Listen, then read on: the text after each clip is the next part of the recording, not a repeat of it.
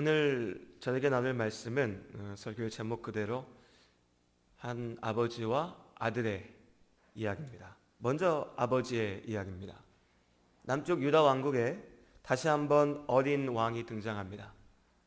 이 어린 아이의 아버지였던 아몬이라고 하는 왕이 암살을 당해서 반란을 통해서 암살을 당해서 8살의 어린 나이에 아들이었던 요시야가 왕이 된 것입니다. 그런데 이 요시야 왕은 성경의 말씀에 보면 여호와 보시기에 정직히 행하는 왕이었습니다. 그리고 하나님께서 이 어린 왕을 기쁘게 여기시는, 칭찬하시는 이유가 열왕기하 22장에 등장하는 하나의 사건에서 분명하게 드러납니다. 8살의 왕이 되었던 이 요시야가 아마도 어린 나이에 통치를 할 수는 없었을 테니까요. 주변에서 우리 섭정이라고 하지요. 다른 이가 대신하여서 통치하다가 이제 18살이 되던 해에, 그러니까 아마도 본격적으로 왕으로서 명령할 수 있게 된 그 나이에 내렸던 처음의 명령이 뭐였나 하면 여호와의 성전을 보수하는 것이었습니다.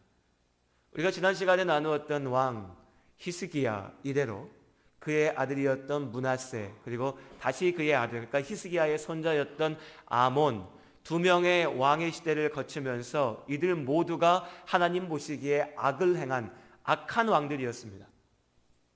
어쩜 그렇게 아버지와 다를 수 있나 싶지만 하나님 앞에 간절하게 기도하였던 히스기야의 아들이었던 므낫세는 하나님의 성전에 우상의 신상을 갖다 놓고 그 우상의 신 앞에 절하게 하는 정도로 심각하게 타락했던 왕이었습니다. 그리고 그 아들이었던 아몬, 그리고 오늘 우리가 나눌 요시야의 아버지, 그도 마찬가지였습니다. 젊은 나이에 왕이 되어 불과 2년의 통치 끝에 반란이 일어나서 죽임을 당했지만 성경은 그가 악한 왕이었음을 분명하게 이야기하고 있습니다. 그러니까 그 수십 년의 기간 동안 여호와의 성전이 어떤 모습으로 버려져 있었을지는 우리가 보지 않아도 알 수 있습니다. 하나님의 성전에 우상 신상을 갖다 놓을 사람이었으면 여호와의 성전을 어떻게 다루었을까요? 그저 버려두고 방치해두고 아무렇게나 관리하지 않았을 겁니다. 이제 요시야가, 왕이 된 요시야가 자신의 통치를 시작하면서 내렸던 명령이 그 성전을 보수하라, 다시 고치고 다시금 관리하라, 우리가 하나님 앞에 나아가서 예배하자라는 것이었습니다. 그런데 그렇게 성전을 보수하던 과정에 한 가지 특이한 사항이 발생했는데요. 그게 뭐냐면 여호와의 성전에서 잊혀져 있었던 율법책이 발견된 겁니다. 아마도 신명기로 추정되는 이 율법책을 발견한 후에 신하들이 이제 이 율법책을 가지고 왕에게 가지고 간 거죠. 그리고 왕이여, 우리가 왕의 명령대로 성전을 정리하고 청소하고 부서진 곳을 고치고 보수하다 보니까 이 하나님의 율법책을 발견했습니다 라고 왕께 드리니 이 요시야 왕이 어떻게 했냐면 열왕기하 2장 11절에 옷을 찢었다라고 되어 있습니다. 구약 성경에 옷을 찢었다라고 하는 표현이 무엇인지 아시죠? 가슴을 치며 애통하며 회개하는, 하나님 앞에 정말 우리로 치면 두 손 들고 소리를 지르며 부르짖으면서 기도하는 모습으로 요시야가 선 것입니다. 도대체 왜 이제까지 우리 유다 왕국에 이토록 우상이 만연하며 죄악이 가득해서 우리가 하나님 앞에 문제 있다라고, 잘못되었다라고 하나님 앞에 꾸지람을 들었느냐? 우리가 이 하나님의 말씀 앞에 순종하지 못했기 때문이다. 이제 요시야의 때에 하나님의 율법책이 발견되었다라고 하는 것을 반대로 이야기하면 그동안 남쪽 유다의 왕들의 시대 동안 제대로 된 하나님의 말씀이 온전하게 선포되고 세워지지 못했다는 겁니다. 우리로 바꾸어 보면요, 교회는 나오는데 다들 성경책에는 아무 관심이 없고 그저 교회에 둔 성경책만 읽고 끝나는 건데 그나마 그것도 엉터리로 관리가 되어서 성경책이 교회에 있는지 없는지, 하나님의 말씀이 선포가 되는지 안 되는지 아무도 관심 없는 시간이 수백 년이 흘러온 겁니다. 그러다가 예배당을 청소하다가 저 구석 어디에서 먼지 쌓여있던 성경책을 발견해서 찾아낸 겁니다. 그 말씀 앞에 요시야가 가슴을 치며 이제 우리가 하나님 앞에 새로워져야 된다라고 외치고 그 말씀을 온 백성 앞에서 선포하고 말씀에 따라서 회개와 개혁의 운동을 시작하게 됩니다. 열왕기하 23장의 말씀에 보면 이 요시야 때에 비로소 유월절이, 여러분 유월절을 기억하십니까? 예수 그리스도의 십자가의 복음으로 말미암아 완성되었던 유월절, 출애굽기 12장에 이스라엘 백성이 이제 종되었던 애굽에서 나아올 때 하나님께서 내가 너희를 구원하였고 내가 너희를 지켰다라고 하는 것을 기억하라고 지키라 하셨던 그 유월절이 온전히 지켜지지 못하고 잊혀져 있다가 요시아의 때에서야 비로소 제대로 지켜지게 됩니다. 그래서 이 요시아에 대해서 성경의 말씀은 이렇게 평가하죠. 우리 25절 말씀, 23장 25절의 말씀을 함께 읽겠습니다. 열왕기하 23장 25절입니다. 우리 같이 한 목소리로 하나님께서 성경에서 요시아를 무엇라 평가하는지 함께 읽겠습니다. 함께 읽겠습니다. 요시아와 같이 마음을 다하며 뜻을 다하며 힘을 다하여 모세의 모든 율법을 따라 여호와께로 돌이킨 왕은 요시아 전에도 없었고 후에도 그와 같은 자가 없었더라. 아멘. 우리 잘 아는 표현이잖아요. 마음을 다하고 뜻을 다하여 힘을 다하여 하나님께로 돌이키기 위하여서 열심을 다하였던 자 요시아. 하나님의 사람으로서 이만한 칭찬이 어디 있겠습니까? 요시아는 그렇게 하나님 보시기에 정직하게 행하였던 자, 열심을 다하였던 사람이었습니다. 그 후에 시간이 흘렀습니다. 그렇게 오랜 시간이 흘러간 것도 아닙니다. 불과 몇십 년의 시간이 흐른 후에 이제 그의 아들이었던 여호야김이 왕이 되었는데 그 여호야김에 대한 성경의 평가는 아버지와는 전혀 딴판입니다. 23장 37절의 말씀을 함께 보시겠습니다. 37절 말씀 우리가 함께 읽겠습니다. 23장 37절입니다. 함께 읽습니다. 여호야김이 그의 조상들이 행한 모든 일을 따라서 여호와 보시기에 악을 행하였더라. 아멘. 어쩜 그럴까요? 하나님께 그렇게 칭찬받았던 내 아버지의 길을 따라 여호와 보시기에 선을 행하였더라 이랬으면 얼마나 좋았을까요? 그런데 하나님 앞에 등 돌리고 악을 행하였던 조상의 모든 악한 왕들의 길을 쫓아서 여호야김은 여호와 하나님 보시기에 악을 행하였습니다. 그럼 도대체 이 왕 여호야김이 뭘 그렇게 잘못했길래 성경에서 하나님께서 그가 악을 행하였다라고까지 말씀하시나? 열왕기서의 말씀에는 이 여호야김의 죄악이 잘못이 잘 드러나지가 않습니다. 그러나 이 여호야김이 활동했던 시대, 그때에 하나님께서 사용하셨던 선지자 예레미야의 말씀 가운데에 이 여호야김의 문제를 보여주는 역시 마찬가지로 한 가지 분명한 사건을 우리가 찾아볼 수가 있습니다. 예레미야서 36장에 아주 흥미로운 이야기가 등장하는데요. 하나님께서 하나님의 선지자 예레미야를 통하여서 이스라엘 백성에게 하나님의 말씀을 선포하게 하실 때에 한 가지 특별한 명령을 주십니다. 그게 뭐냐면 예레미야야, 네가 가서 내가 너에게 준 나의 말을 이스라엘 백성에게 전해야 될 여호와의 말씀을 선포하는데 그저 말로 하는 것에 그치지 말고 이것을 기록으로 남게 해라. 책으로 만들어라. 그래서 온 유대 백성이 이스라엘 사람들이 이 말씀을 보고 하나님의 뜻을 알게 하여라 라고 명령하십니다. 예레미야가 이 말씀 앞에 순종했습니다. 서기관, 글을 읽고 쓰는 서기관 바룩이라고 하는 사람을 불러가지고요, 그에게 내가 이제부터 하나님께서 주신 말씀을 이야기할 테니까 당신이 이것을 책으로 기록하시오 라고 해서 바룩이요, 이 여호와의 말씀을 두루마리 책으로 다 기록합니다. 그리고 예레미야를 대신해서 이 바룩이 여호와의 성전 앞에 나아가서 하나님의 말씀을 듣고 낭독합니다. 하나님께서 예레미야를 통해서 우리에게 주신 말씀이 여기 있다라고 자기가 적었던 그 글을 읽는 거죠.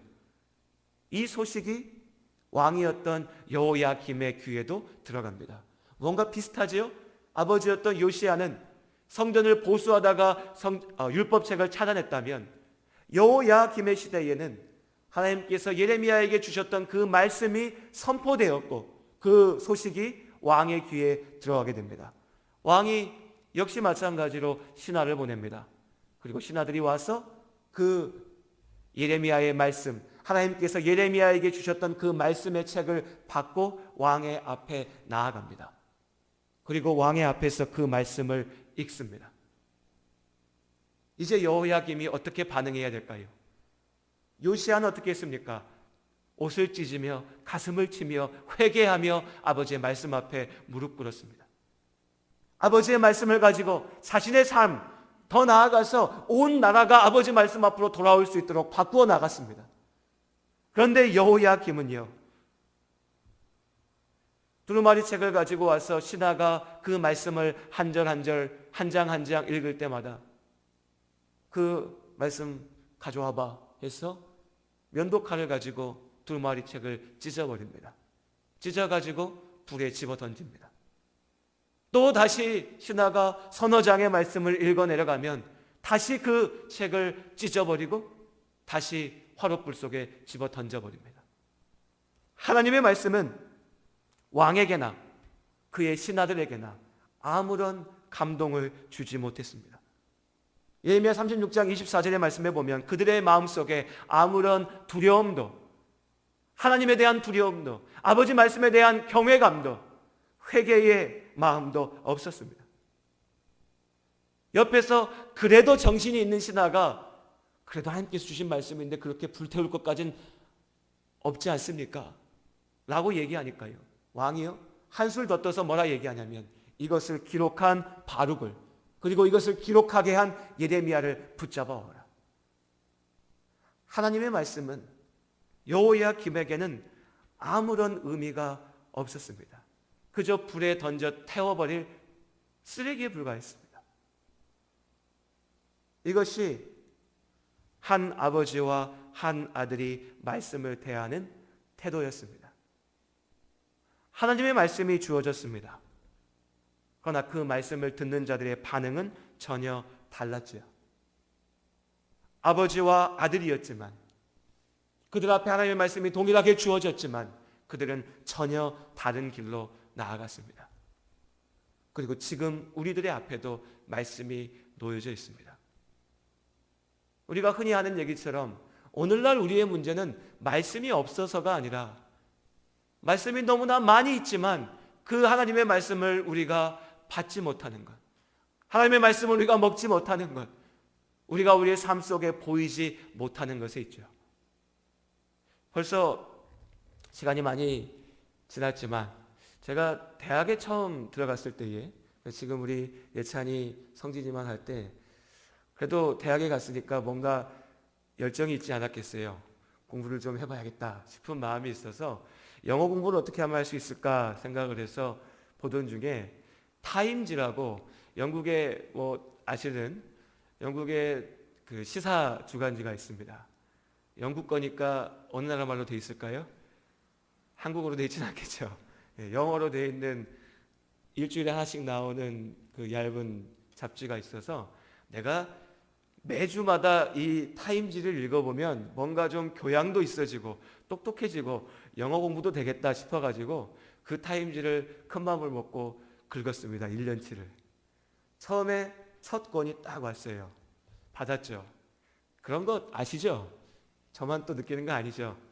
뭔가 제목만 보고 있어도 내가 좀 똑똑해진 것 같은, 다 읽진 않았지만 내가 뭔가 좀 영어를 잘 알게 된 것 같은 마음으로 첫 권을 받았습니다.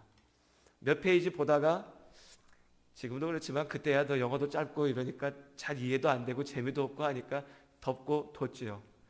일주일이 그렇게 빨리 갈지 몰랐습니다. 또 책이 오고요. 또 책이 오고요. 처음 두어 번은 그래도 쌓이는 게 부담스럽고 좀 그래서라도 읽어보려고 신용이라도 했는데요. 그게 한 달, 두 달, 세 달, 6달 지나니까요. 매주 오는 그 타임지가 그냥 집에 우편물 의미 없이 날라오듯이 그냥 오면 던져놓고 오면 던져놓고 1년치가 쌓여가지고요. 나중에 그냥 갖다 다 버렸습니다. 저한테 아무 도움이 안 된 거죠. 기껏 비싼 돈 주고 좋은 잡지라고 사서 갖다 놨는데 보지 않은 겁니다. 쌓아만 둔 거죠. 버려졌습니다. 오늘날 한국교회에 말씀이 참 많습니다. 교회마다 새벽 기도부터 치면 매일매일 말씀이 선포되어집니다. 인터넷을 조금만 쳐보면요.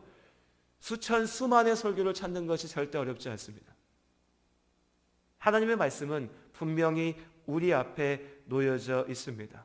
오늘도 오전과 저녁의 예배를 통해서 우리는 하나님의 말씀을 들었습니다. 복음의 말씀을 들었고 성령 하나님께서 우리에게 주신 말씀을 들었습니다. 회개의 말씀을 들었고 그리스도인으로서 어떻게 살아야 되는지를 말씀을 통해 나누었습니다. 더 나아가서 성경 공부의 시간을 가졌고요. 함께 말씀을 나누는 여러 가지 프로그램들도 가졌습니다. 네, 하나님의 말씀이 우리 앞에 주어져 있습니다. 이제 내가 그 하나님의 말씀 앞에 반응하는 게 남아 있습니다. 설교를 100번, 1000번, 10,000번 듣는 게 중요한 게 아니라 일주일에 단 한 번 아버지의 말씀을 들었어도 그 말씀 앞에 내가 어떻게 깨어 있느냐? 내가 주님 앞에 온전하게 귀 기울이고 있는가? 그저 먼지 쌓이는 저 구석에 쌓여져 가는 그 타임지처럼 버려져 있는 말씀들이 되는가? 아니면 내 삶을 통하여 생명을 발휘하는 하나님의 살아계신 말씀이 되는가? 그것이 아버지의 말씀이 우리에게 던져졌을 때에 우리가 구해야 될 성령의 은혜입니다. 매주마다 교회 홈페이지에 설교가 쌓여져 갑니다. 영상으로요. 한 주 한 주 볼 때마다 드는 생각이 이렇게 해서 10년이 지나고 20년이 지나면 수백 편, 1000편의 설교가 쌓일 텐데 그만한 설교가 쌓이는 동안 그 설교를 전하는 나의 삶은 바뀌어져 있을까? 그 말씀을 들은 우리 성도님들 한 분 한 분의 삶은 아버지 앞에 온전하게 세워져 있을까?